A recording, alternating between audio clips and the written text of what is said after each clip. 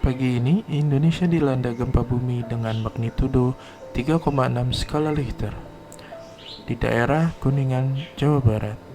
Waktu terjadi adalah 25 Juli 2024 pada pukul 04.01.58 waktu Indonesia Barat dengan kedalaman 6 km di bawah permukaan laut.